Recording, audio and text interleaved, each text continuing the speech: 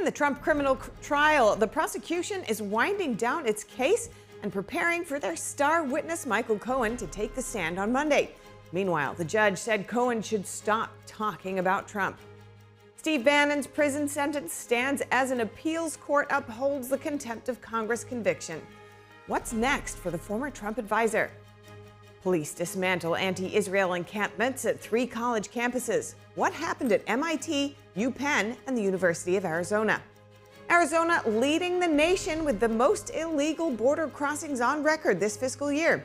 A House committee is examining the impact on local communities. A grand parade today in Manhattan. Practitioners of Falun Dafa gathered to celebrate the world anniversary of Falun Gong. And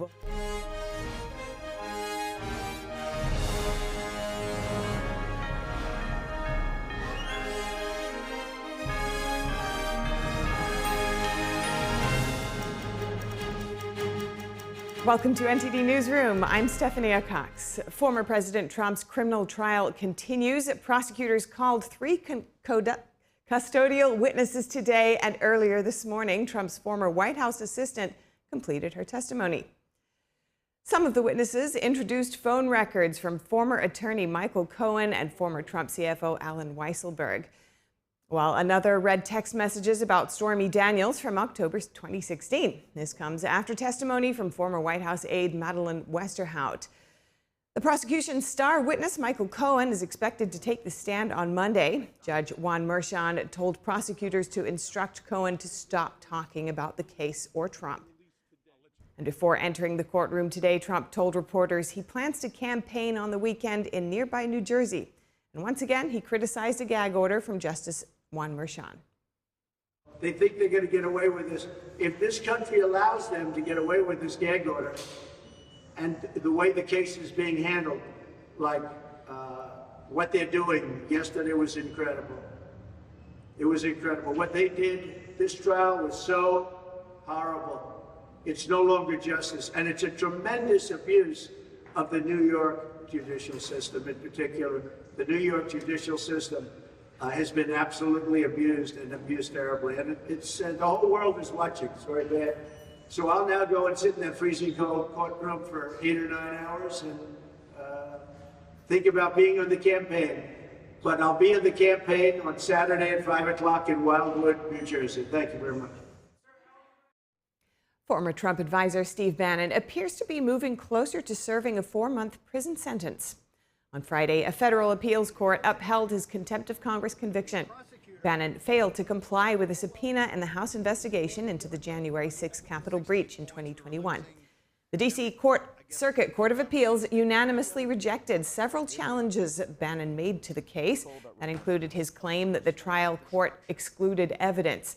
The ruling also upholds Bannon's sentence of 4 months in federal prison. The timeline for him possibly reporting to prison isn't clear yet. Bannon now has the option to appeal to the full D.C.-based appeals court. And he could also turn directly to the Supreme Court for additional appeals. Fellow Trump advisor Peter Navarro attempted a similar legal strategy and is currently serving a 4-month sentence of his own in a Miami federal prison. We now turn to updates on the anti-Israel protests at college campuses. Police are moving in to clear more encampments across the nation. This morning, police dismantled the anti-Israel protests at the University of Pennsylvania, MIT, and the University of Arizona. At U-Penn, police arrested 33 people and charged them with defiant trespassing. This came after they ignored warnings from the school asking them to leave. The encampment at U-Penn had been in place for more than 2 weeks. At MIT, 10 people were arrested. The first attempt to clear the encampment several days ago failed. At the University of Arizona in Tucson, campus police fired tear gas to clear the encampment. In a statement, the university said the encampment violated school policy. One estimate says nearly 2,900 people have been arrested at campus protests in the U.S. Virginia Gibson, NTD News. The president of Cornell University, Martha Pollack, is resigning. She's the third president of an Ivy League school to leave her job since anti-Israel protests erupted on college campuses. In an announcement yesterday, Pollock said she will retire at the end of June. She said she had made the decision last December, but had to pause because of recent events at Cornell and on other campuses. Pollock's letter went on to say, quote, "There is so much more to Cornell than the current turmoil taking place at universities across the country right now." And she said, "I hope we do not lose sight of that." Pollock said it was a privilege to serve as the president of Cornell for the past 7 years and that she's ready for a new chapter in her life. And over in Virginia, a school board has voted to restore the names of Confederate military leaders. The names of the schools were changed in 2020 amid the George Floyd protests. The school board in Shenandoah County approved the measure earlier today to revert the names of 2 public schools. Mountain View High School will reinstate the name Stonewall Jackson High School. Honey Run Elementary School will reinstate the name Ashby Lee Elementary School. Ashby Lee refers to Turner Ashby and Robert E. Lee. The group Coalition for Better Schools petitioned the school board to restore the Confederate names. They wrote, quote, "We believe that revisiting this decision is essential to honor our community's heritage and respect the wishes of the majority." The school board agreed, saying the decision in 2020 to remove the names was made hastily and without appropriate community input. And lawmakers are taking a close look at the effects of the border crisis in the Sahuarita, Arizona today. Members of the House Judiciary Committee are holding the field hearing about Arizona's border communities. Like the one with ISIS ties from Uzbekistan who crossed the Arizona border back in February of 2022.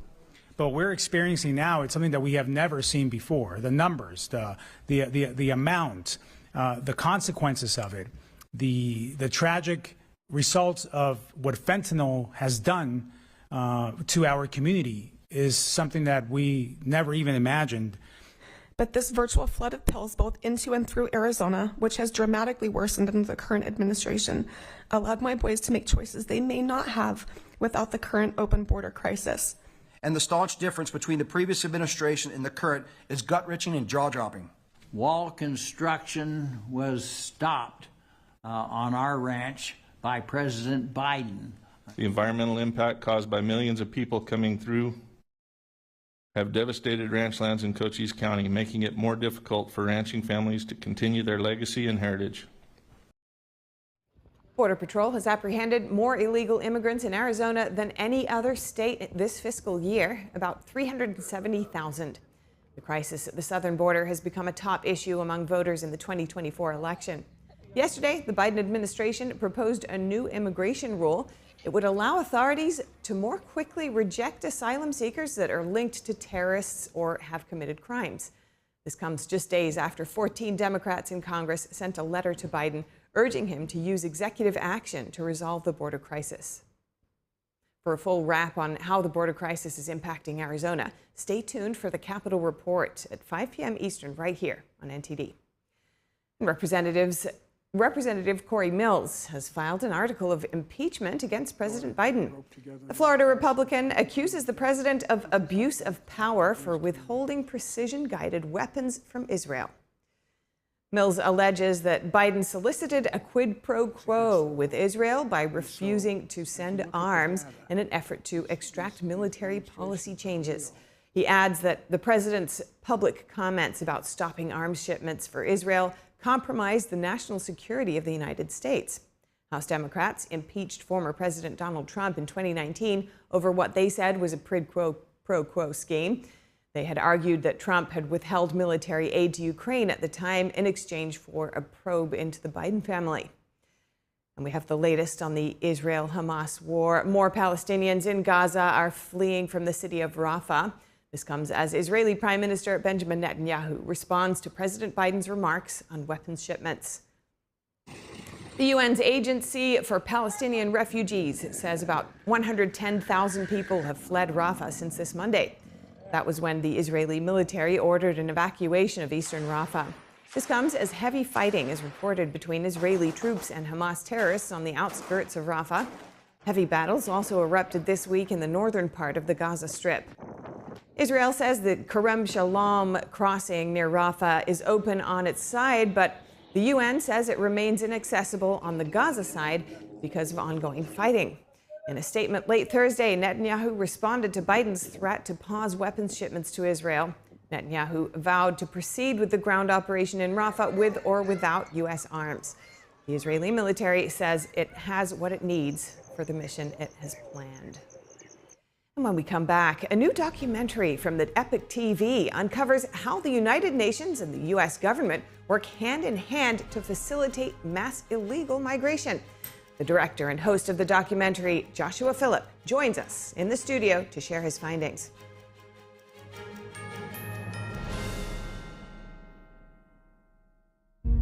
Hi, I'm Tim Che, the director and writer of The Firing Squad.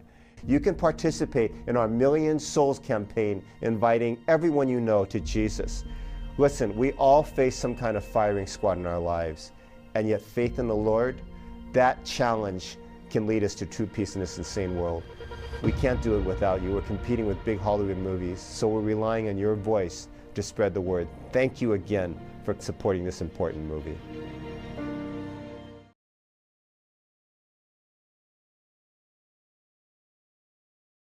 Hello. Today we are talking about Medicare Advantage plans, also known as Medicare Part C. If you have Original Medicare, you have Medicare Part A and Part B. Part A covers hospital stays, while Part B covers medical visits like seeing the doctor. A Medicare Part C plan covers everything in Parts A and B and could save you money or include additional benefits you may not be receiving with your current plan. If you're new to Medicare, moving or losing coverage for any reason, call now to see if you're eligible to enroll in a Medicare Advantage plan that could include additional benefits. All you have to do to find out if you could enroll in a plan that could save you money or include additional benefits is follow these steps. 1. Call the number on your screen. 2. Give your zip code to the licensed insurance agent. And 3. Find a plan best for you and your needs. Part C plans can change every year. Call now, even if you've called in the past, because you could be eligible for 2024 plans with additional benefits that may have previously been unavailable to you. So call today and find out the plan options available to you in your zip code. Just call 800-693-6549. You do not automatically get enrolled in a Medicare Advantage plan that saves money or includes additional benefits, so you should call to find out what plans are available to you. Insurance companies offer different plans in different zip codes. Call today and find out what plans are available to you in your zip code. Call 800-693-6549. If you're new to Medicare, moving or losing coverage for any reason, call now to see if you're eligible to enroll in a Part C plan that could save you money and include additional benefits. All you have to do is follow these steps. 1. Call the number on your screen. 2. Give your zip code to the licensed insurance agent. And 3. Find a plan best for you and your needs. Remember, you do not automatically get a Part C plan. Call now for your free 2024 no-obligation Medicare benefits review. Call 800-693-6549. 800-693-6549. 800-693-6549.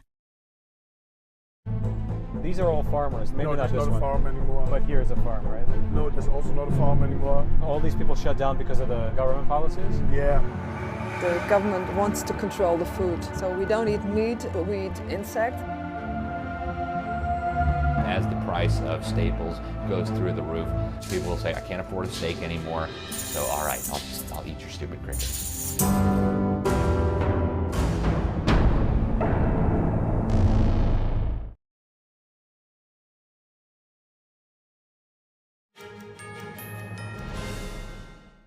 The border crisis, widely talked about in the news and in Congress, yet the flow of migrants across the U.S.-Mexico border is showing little signs of stopping.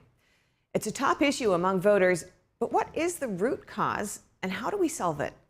A new investigative documentary by the Epoch Times approaches this issue from a new angle, looking beyond the headlines, politics, and what we see on the surface. The documentary, called Weapons of Mass Migration, uncovers how the United Nations and United States works hand in hand to facilitate mass migration. The director and host of the documentary, Joshua Phillip, joins us now to discuss. Josh is also a senior investigative reporter with the Epoch Times. Josh, welcome. Great to see you. Hey, great to be here, Steph. Yeah, and we spoke a lot about this earlier in the week, but you touched on something in that interview about the fact that there isn't much covered in terms of what's the root cause here. We focus a lot on the migrants and their story themselves, but What's going on behind the scenes? So I feel like as a country we're having a false debate, and we're kind of talking over each other's heads a lot of times. I think in Congress, in the media, and so on. Because, you know, most Republicans, they're pointing to, of course, crime, or they're reporting on maybe just the busloads of people coming out in these communities. And, of course, then you have the Texas governor busing them elsewhere, and then other states blame the Texas governor for it. In fact, that was the big narrative for a long time that you'd see in a lot of the mainstream press, was they were saying that this problem is being caused by the Texas governor shipping them everywhere. And then when the question comes to, well, what do we do about it? Republicans are, of course, pressing Joe Biden to take action. He's saying he can't take action because Republicans are denying funds, because they won't pass a bill for spending. And so what's really the cause, right? Well, what they're not telling us, and what I found through this investigation, was actually there is already a system that our own government has agreed to. And our tax money is being used for this. It is already in place. It's called the Global Compact for Migration. And that's what we should be debating on. We shouldn't be, at least in my opinion, we shouldn't be debating on whether, you know, they need more money or executive orders. We should be debating on whether or not we should remain member states of the United Nations Global Compact for Migration, which has established the entire process of facilitating illegal immigration to the United States. So the entire system works through this. Right, so lay this out for us. How did this all begin and what's involved? So let's put it this way. So there's a United Nations agreement called, again, the Global Compact for Migration. The United States is a member of it. In fact, it was started mainly based on some programs that began in the United States. This was during the Obama administration, towards the end of it. Trump pulled us out of it, which, of course, when Trump was president, we still saw you remember the migrant caravans started. They started because they started this program. And, of course, there's like 170 countries members of it, which is why you see it in Europe, which is why you see it in Africa and Latin America and so on, because they're members of the Global Compact for Migration. And in particular, it's facilitating migrant flows to the United States, Canada, and Western Europe, for the most part. And the way it works is this. When I was in Panama, I went to the camps myself. You go there, as soon as the illegal immigrants enter the country, they're immediately checked in at United Nations booths, right? There's just booths of the United Nations. They wait in line, they check in. Then there's a bus system, and they load them up on buses, and then they bus them to the next country. They bus them to the Costa Rica border. Costa Rica, it's the same thing. They check them in, they load them on buses, and they ship them to Nicaragua. And it's the same exact thing all the way through until they get to the U.S.-Mexico border. Once they get here, the cartels run some parts of that, so they have to go through the cartels, which are, unfortunately, the way this is set up through the UN, there are actual just criminal networks at various points that are part of the process. Once they get into the U.S., they walk over, they either schedule an appointment with Customs Border Protection. They have an app you can download, part of this program called CBP-1. You schedule an appointment with Customs Border Protection, turn yourself in, or they will even fly you into the United States on taxpayer dollars. They arrest them, quote unquote. All they do when they arrest them is they take them to a processing facility. Department of Homeland Security is part of that process. They check them in. They get them enrolled in the amnesty system, put them on the wait list, give them a free airplane ticket anywhere they want to go, load them up on buses, and then release them on streets of the U.S. Right. And then it's on the states, of course, giving free housing and free food to take care of them. This is an agreement the United States is part of. Wow. So for such a widespread process, across the globe, why do you think this hasn't been covered more widely? So it's actually interesting. If you actually read the documents on the Global Compact for Migration, there is actually a propaganda element to it, where they actually will deny government funding to news outlets if they cover it. And I was shocked to find that. And so there is actually, in the compact itself, an information warfare element where they're trying to prevent this from coming out. And that does raise some questions on, well, why are they trying to conceal it? Why do they care so much? Why are and of course this explains partly why some of the mainstream media don't cover it, frankly, especially in other countries like in Europe. They try to restrict coverage based on the narrative of racial discrimination or anti-migratory news or whatever. But I think this has caused the problem that we're not debating the actual cause of it, nor are we being told, what our tax dollars are being spent on. nor are we really discussing, whether we want this as a country. So you traveled quite extensively for this, and you saw a lot of things on the ground. What struck you the most as part of your investigation? There's a lot. Well, I mean, so if you watch my documentary, I'm in no way critical of the individuals. In fact, frankly, I think if you watch, you'll find them kind of sympathetic with them. Some of the stories I heard were heart-wrenching. The suffering they went through, especially when they're robbed or people are killed. There was one woman who said that said there was a woman being raped on the trail going through the Darien Gap. Yeah. And when her husband tried stopping the rape, the gang members stoned her husband to death in front of her. Oh my gosh, that's just things horrific. like that. This is just horrific. And of course, these issues, have been reported on in some ways. But I do look forward to seeing this documentary and all that it can, show us about what you've discovered. Yeah. That's what we've got time for at the moment. But so I know that people can view this documentary. It's available right now. Josh, thank you so much for your pleasure. time. Thank you.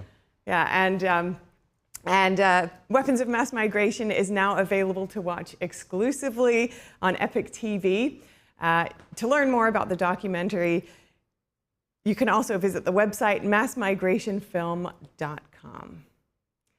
Next up, a parade today on the streets of Manhattan. Falun Dafa is a traditional Chinese spiritual practice based on truthfulness, compassion, and forbearance. And practitioners of the faith gathered to celebrate World Falun Dafa Day with colorful costumes, uplifting music, and inspiring stories. Fiona G. has that story. I'm here on the streets of Manhattan where a parade celebrating World Falun Dafa Day is happening. Falun Dafa is a traditional Chinese spiritual exercise based on the principles of truthfulness, compassion, and tolerance. If you look behind me, we've got so many colorful banners, practitioners dressed in bright yellow, and lots of lovely music and performances happening. The Falun Gong in the United States started with the Chinese students. And back then, we put the Zhuan Falun onto the internet so people around the world can read it. I've met people from England, from Africa, who learn Falun Gong through the internet. The principle of truthfulness, compassion, tolerance really, is a universal value. So everybody embrace it. And in addition, the 5 gentle exercises really help improve people's well-being, not just physically, but mentally. So it's been very popular. Yeah, I think it gave me just an earlier awareness of how to be kind and considerate of the people around me. And in addition to that, I was just a really hearty, healthy kid. I very rarely got sick, and even now as well. And I remember when I was a kid, whenever I did get sick, I would always prefer to meditate with my mom because it just always made me feel a lot better. Falun Dafa is a peaceful spiritual exercise that millions of people practice all around the world. However, it is brutally persecuted in mainland China. What did you experience under this persecution? Too much. Illegally detained 6 times, sexually abused, deprived sleep 9 days. And I was almost detained when I was pregnant in China in 2008. And at least 6 of my fellow practitioners were persecuted to death. So we do know what China is going through. We went through that. But thank God we're in this great place, United States, that we have the chance to present and keep our traditions alive without being prosecuted like we had back home. And I'm glad you guys are doing this. I'm glad to see that. I have great respect for the Chinese people, the country itself. You guys have a great tradition. Food as well. Me and my wife would love Chinese food and my kids. Keep going, guys. Things are gonna change, and I wish for that. Another practitioner told me how he is trying to raise awareness here in the United States about the brutal persecution still happening in China today. But despite all the difficulties, every practitioner I talked to displayed positivity and hope for the future. I try to reach out to our representatives. In this free nation, I learned that I can write to our Senator Kirsten Gillibrand and to get her attention on the persecution. The parade is headed by the Tianguo Marching Band. I actually had a chance earlier to speak with a few members of the marching band. Flute's something I picked up as a kid, and over time I transitioned to play the piccolo, which is a more technically challenging instrument. So in the spirit of Falun Dafa, I try to embrace challenges with, in a positive manner. Falun Dafa practitioners are here on the streets today to bring their beliefs to the public. They share a message of hope, of peace, and of quiet strength to the entire world. Fiona G., NTD News. And an unusually strong solar storm headed toward Earth could produce northern lights in the U.S. this weekend. The natural phenomenon could potentially disrupt communications as well. The National Oceanic Atmospheric Administration has issued a rare geomagnetic storm watch, the first in nearly 20 years. It said the sun produced strong solar flares beginning Wednesday. They're capable of disrupting satellites in orbit and power grids here on Earth. Each eruption, known as a coronal mass ejection, can contain billions of tons of solar plasma. The latest storm could produce northern lights as far south as Alabama. Well, thank you for watching NTD Newsroom. We'll have more stories from the U.S. and around the world. Join Tiffany Meyer for the NTD Evening News at 6 p.m. Eastern, 3 Pacific. I'm Stephanie Cox. Have a nice weekend.